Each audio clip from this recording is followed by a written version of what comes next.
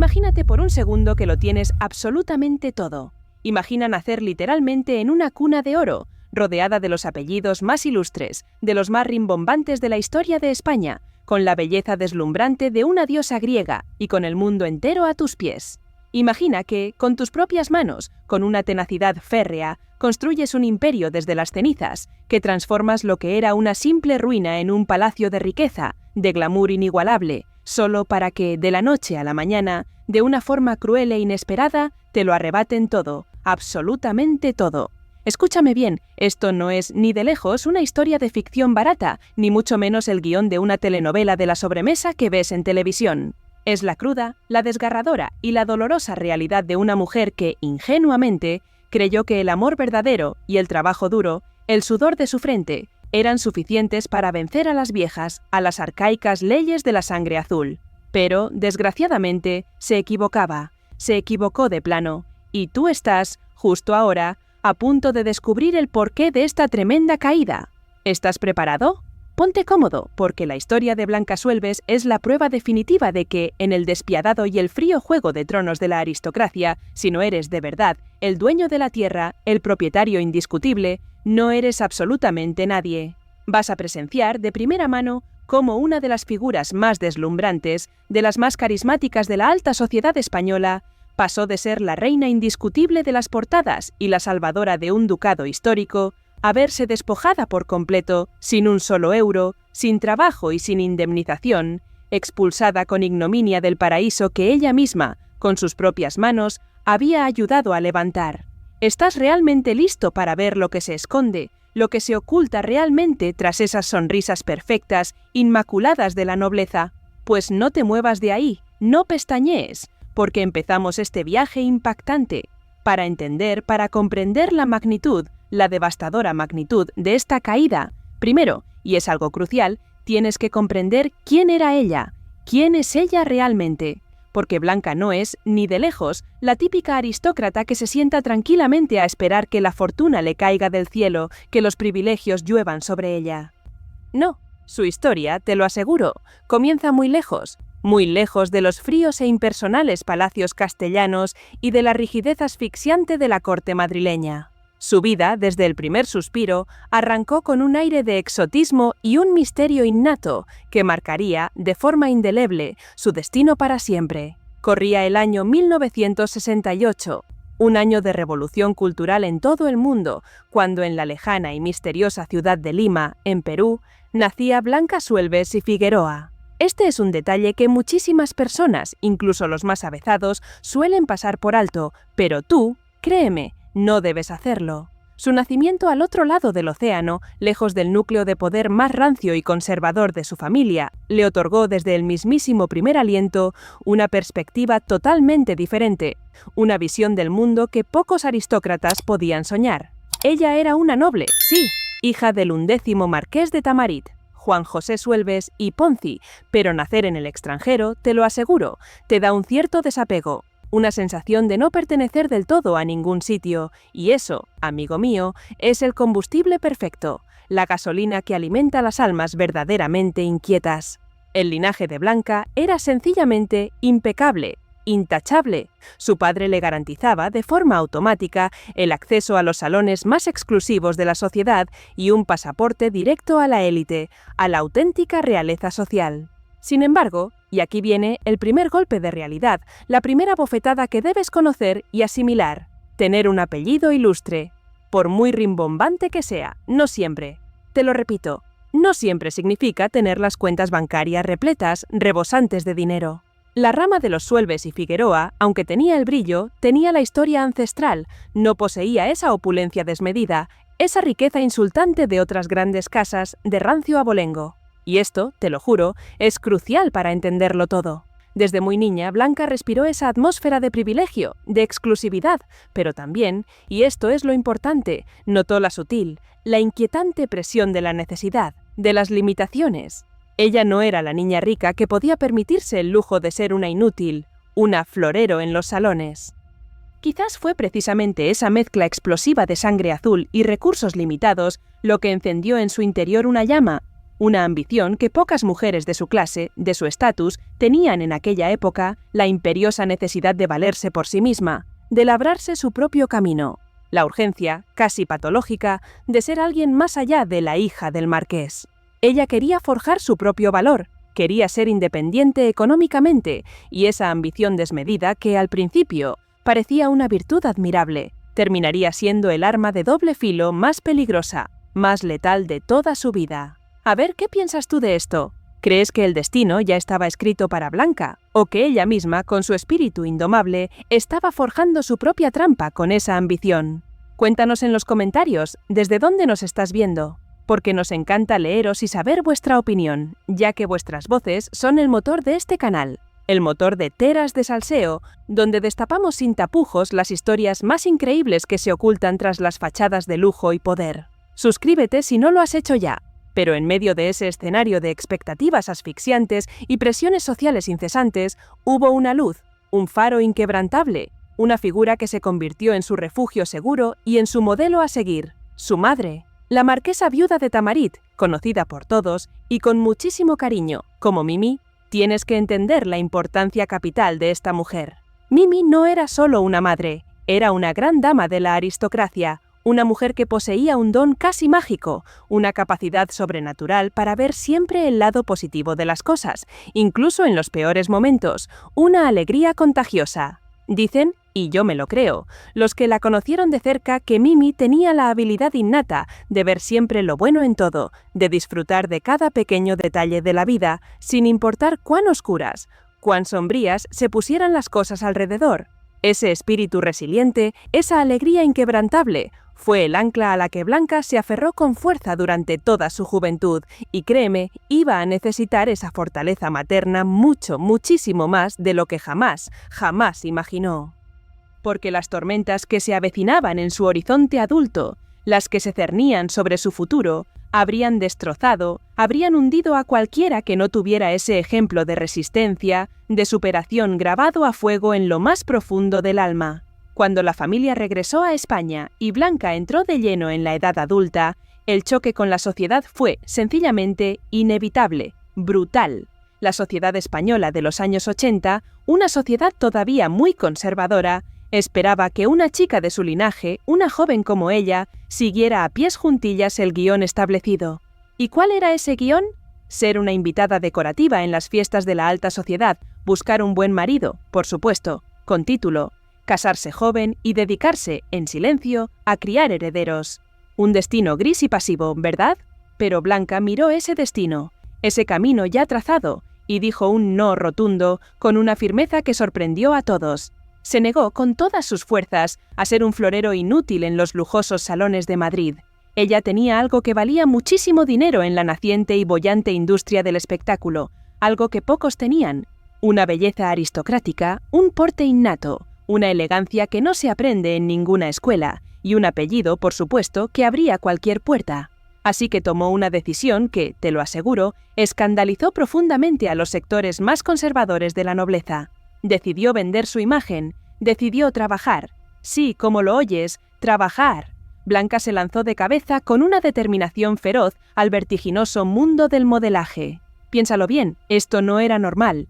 Una hija de marqués subiéndose a las pasarelas, posando para las cámaras y, lo más importante, cobrando por su trabajo. Eso, en esa época, no era, para nada, común. Blanca se convirtió de la noche a la mañana en la encarnación perfecta de la nueva socialité. Era la fusión explosiva, la mezcla perfecta entre la rigidez tradicional de la aristocracia y la modernidad más descarada de la prensa rosa. Se movía, te lo juro, con una soltura envidiable, con una gracia natural, entre los títulos nobiliarios y los focos de televisión. Porque sí, también se atrevió a ser presentadora, rompiendo moldes sin pedir permiso. Aquella exposición mediática, aquella vorágine de flashes y entrevistas, fue su verdadera escuela, su universidad particular. No fue la universidad ni los internados suizos lo que la preparó para la vida. Fue la selva de la fama, la cruda realidad del estrellato. El modelaje le enseñó a gestionar su imagen como si fuera una empresa multimillonaria, a ser visible, a ser deseable por su atractivo físico, a seducir a la cámara con una mirada, con una sonrisa. Pero, al mismo tiempo, aprendió el arte crucial de la discreción, Aprendió a proteger su esfera privada con una habilidad casi de espía, levantando muros invisibles pero infranqueables alrededor de su corazón. Y, vaya si necesitaba esos muros, porque ser joven, bella, famosa y noble en los años 80 y 90 te convertía en el blanco perfecto de todos los rumores, de todas las habladurías malintencionadas. Su vida sentimental se convirtió de la noche a la mañana en el pasatiempo favorito de las revistas del corazón. La prensa la perseguía sin tregua, buscando desesperadamente ponerle nombre y apellidos a sus conquistas, a sus romances. Y no era para menos, su lista de pretendientes y novios era sencillamente un desfile constante de la élite nacional, de los hombres más deseados del país. Se la relacionaba con jóvenes aristócratas que buscaban una igual, una mujer de su mismo estatus, pero también con figuras prominentes del deporte, con artistas bohemios y con empresarios emergentes que quedaban deslumbrados, hechizados por su aura inalcanzable, por su misterio. Estos romances fugaces, lejos de manchar su reputación o de crear escándalos destructivos, la elevaban aún más. No eran escándalos vulgares, eran las pinceladas perfectas que terminaban de dibujar el retrato de la mujer definitiva de la época. Ella era la chica del momento, la mujer que todas querían ser o, en su defecto, tener, la reina absoluta. Pero detrás de los flashes, detrás de las fiestas exclusivas y los vestidos de alta costura, de las joyas relucientes, Blanca seguía siendo esa niña nacida en Lima, con esa inquietud latente que buscaba algo más, algo trascendente. No le bastaba, ni de lejos, con ser solo la cara bonita de las revistas. Ella quería construir, quería hacer algo real, algo que perdurara en el tiempo, algo que la definiera más allá de su apellido o su belleza. Y esa inquietud, esa necesidad, casi patológica, de acción y de independencia económica que había mamado en su infancia, estaba a punto de llevarla al momento más crucial de toda su existencia. Un momento que lo cambiaría todo. Estaba a punto de conocer al hombre que le daría el título más alto, el más codiciado que una mujer podía soñar en la España de aquella época, pero que también le traería la lección más amarga, la más dolorosa sobre la propiedad y el poder, sobre la cruel realidad del linaje. El destino, con una mano invisible y una ironía retorcida, estaba barajando las cartas para la partida más importante, la más trascendente de su vida. Y Blanca, con toda su belleza, con todo su éxito deslumbrante, no tenía ni la más remota idea de que estaba a punto de entrar, sin billete de vuelta, en una jaula de oro de la que tardaría la friolera de 30 años en salir, un cuarto de siglo de su vida en una prisión de lujo y apariencias. Fue a mediados de la década de los 90, alrededor del año 1995, cuando el destino de Blanca dio el giro definitivo, el giro que lo cambiaría todo para siempre, el momento en que la modelo, la chica de moda, dejó atrás la frivolidad pasajera de las pasarelas para entrar, con mayúsculas, en la historia.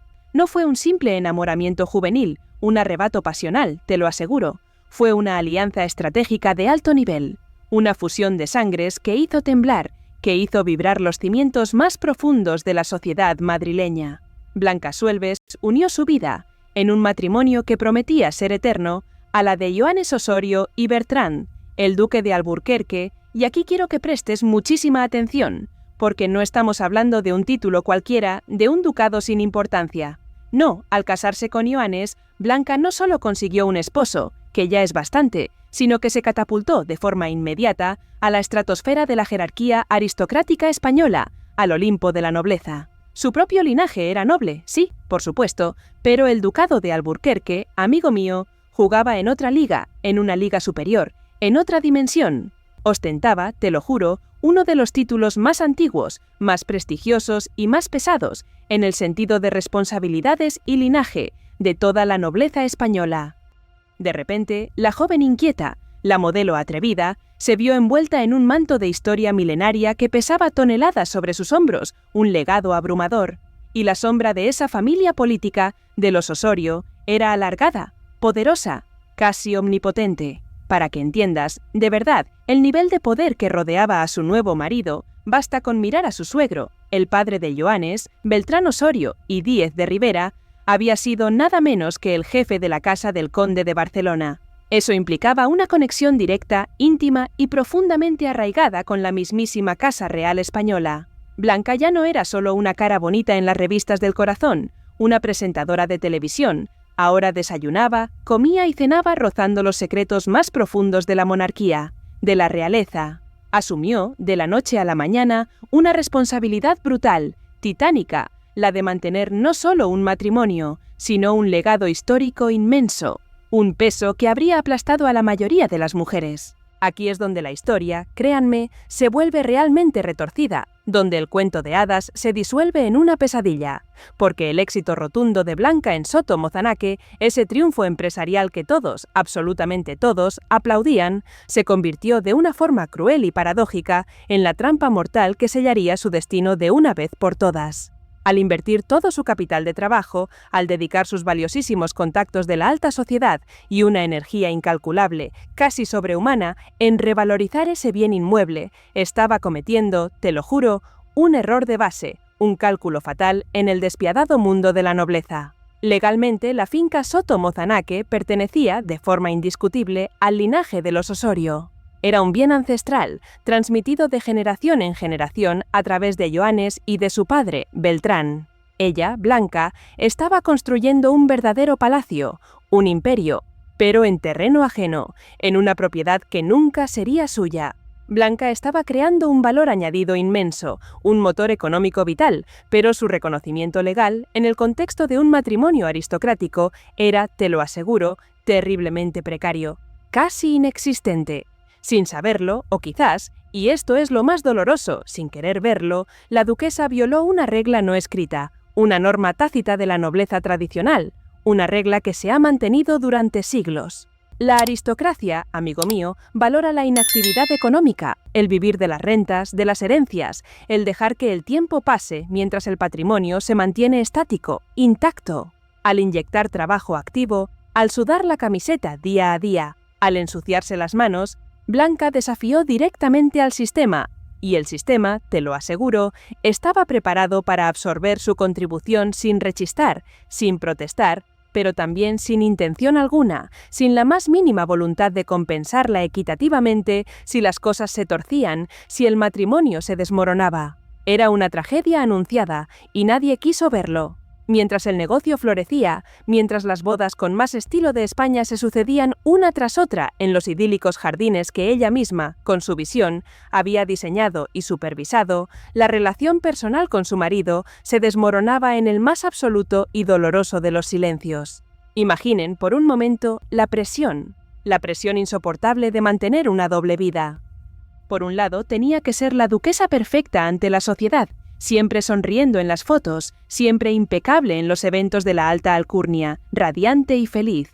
Por otro lado, era la empresaria feroz, la mujer de negocios incansable que luchaba por sacar rentabilidad a la finca, por hacerla brillar con luz propia, por hacerla rentable. Y todo esto lo más cruel, mientras ocultaba una verdad matrimonial que estaba ya totalmente fracturada, hecha pedazos. Esa tensión debió pasarle, te lo juro, una factura emocional y psicológica absolutamente devastadora, irreparable. No es necesario que haya un parte médico público, no es necesario que un informe lo confirme, para entender lo que ocurrió a nivel humano.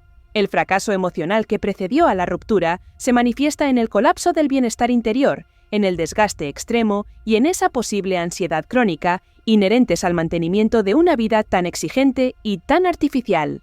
Esto, amigos míos, constituye lo que yo llamo el fracaso humano y la enfermedad invisible de la celebridad, la fatiga del alma, el cansancio del espíritu. Blanca estaba agotada de fingir, agotada de sostener un mundo que se le caía encima a pedazos, pero seguía adelante, con una entereza admirable. A pesar de que la tensión en casa debía cortarse con un cuchillo, la fachada de estabilidad fue mantenida con un rigor casi militar, con una disciplina espartana. La duquesa y el duque mantuvieron su representación social hasta el último segundo, hasta el final. La necesidad de proteger los activos del ducado y la imagen pública de la familia era absoluta, imperativa, estaba por encima de su propia felicidad, por encima de su propia dignidad.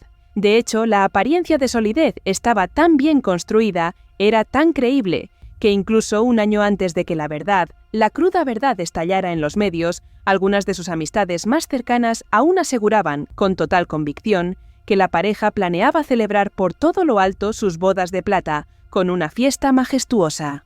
Pero no te dejes engañar, te lo pido. El círculo íntimo, aquellos que realmente sabían lo que pasaba de puertas para adentro, ya sabían que eso no iba a ser posible, que era una farsa.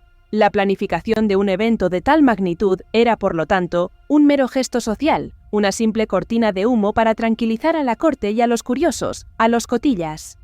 Mientras anunciaban celebraciones grandilocuentes, la ruptura, la verdadera ruptura, llevaba gestándose años en la sombra, carcomiendo, como un gusano, los cimientos de la pareja, destruyéndola desde dentro. Lo único que mantenía aquella unión pegada con alfileres, a duras penas, era la necesidad de estabilidad, la crianza de su hija, Blanca Osorio, y sobre todo, el motor económico de la finca, Soto Mozanaque, que requería de forma imperiosa una imagen de unidad, una fachada de solidez para seguir facturando, para seguir generando ingresos. Pero como en toda tragedia griega que se precie, la implosión no pudo contenerse eternamente, no se pudo ocultar para siempre. Fue a finales del año 2021, tras casi 3 décadas de unión, de convivencia, que el matrimonio se rompió oficialmente, y aquí es donde el cuento de hadas se transforma, sin piedad, en una verdadera pesadilla financiera, en una catástrofe económica sin precedentes. Lo que debería haber sido una discreta ruptura aristocrática, solucionada elegantemente en despachos oscuros y con discretos apretones de manos entre abogados, se transformó rápidamente en un escándalo de alta intensidad, en un circo mediático. Se encendió un fuego alimentado por los titulares, esos titulares hambrientos de salseo que hablaban, sin pudor, del desacuerdo económico que complicaba y de qué manera el divorcio de Blanca Suelves e Ioannes Osorio, los, hasta entonces, duques de Alburquerque. La lucha, te lo aseguro, no era por quién se quedaba con el perro, con los valiosos objetos de la abuela o las joyas familiares. No, la guerra era por el corazón mismo de su éxito, por la joya de la corona que Blanca había forjado, Soto Mozanaque. El desacuerdo económico se convirtió de la noche a la mañana en una batalla épica, en una guerra sin cuartel, entre dos conceptos irreconciliables, dos visiones opuestas del mundo: el valor del linaje, de la sangre, contra el valor del trabajo, del esfuerzo personal. Por un lado estaba el duque, el dueño de la tierra, el heredero indiscutible de la historia, el que tenía el título. Por otro lado, estaba Blanca, la creadora del negocio, la mujer que había puesto el cerebro, el sudor y el esfuerzo de toda una vida. Pero el sistema legal, y esto es lo más indignante, a menudo inclinado a proteger el patrimonio ancestral, a la propiedad pura y dura, se puso, como no podía ser de otra manera, del lado del título. Esto es una barbaridad, ¿no lo creen? El desenlace fue un mazazo público y personal de proporciones dramáticas, de consecuencias devastadoras. Fue el titular de escándalo más doloroso, más hiriente de toda la carrera, de toda la trayectoria de Blanca, la mujer que había desafiado las normas. La prensa, siempre hambrienta de sangre azul derramada, filtró la devastadora noticia, una noticia que cayó como una bomba en la sociedad.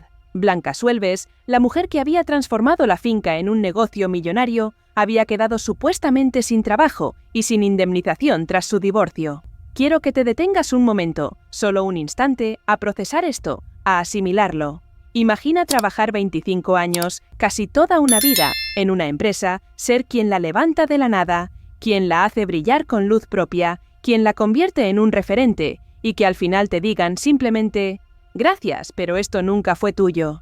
Cierra la puerta al salir. ¿Cómo se sentirían ustedes? ¿Verdad que es indignante? Ese resultado se interpretó en los círculos sociales más exclusivos de Madrid como una humillación calculada, fría, premeditada. Era una exclusión que iba mucho más allá del mero dictamen de un juez, de una simple decisión legal. El haber sido apartada del proyecto que ella misma transformó sin recibir la compensación económica que moralmente correspondía, que le pertenecía por derecho a sus años de esfuerzo incansable y éxito empresarial, se vivió como una auténtica declaración de guerra, una bofetada en la cara. ¿Crees que es justo, de verdad, que el sistema proteja siempre al dueño de la tierra, al mero poseedor de un título, por encima de quien genera la riqueza, de quien crea valor con su trabajo y su inteligencia?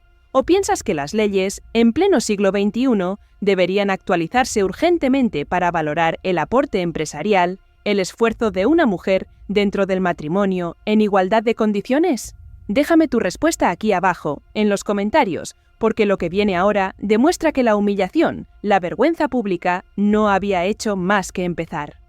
Era como si el duque le dijera al mundo entero que el trabajo de Blanca, el sudor de su frente, no valía absolutamente nada, que era un cero a la izquierda. Implicaba, de forma dolorosa, que el acuerdo final había minimizado por completo su contribución como socia, como cerebro del negocio, tratándola, en esencia, como una simple administradora doméstica de lujo, una empleada que había mejorado la propiedad del marido y cuyo valor, de forma automática, revertía al dueño del inmueble, al titular de la tierra. El escándalo no era solo la separación, no era solo el divorcio, era la prueba pública y dolorosa de que en la alta aristocracia, en esos círculos de poder, el trabajo de la duquesa, su esfuerzo vital, podía ser desestimado, absorbido y devorado por el linaje sin dejar el más mínimo rastro de reconocimiento. Su mayor éxito, su obra de vida, se había convertido de la noche a la mañana en su mayor fracaso financiero. Prepara el pañuelo y sobre todo la indignación, porque el final de esta historia es el golpe de realidad más duro,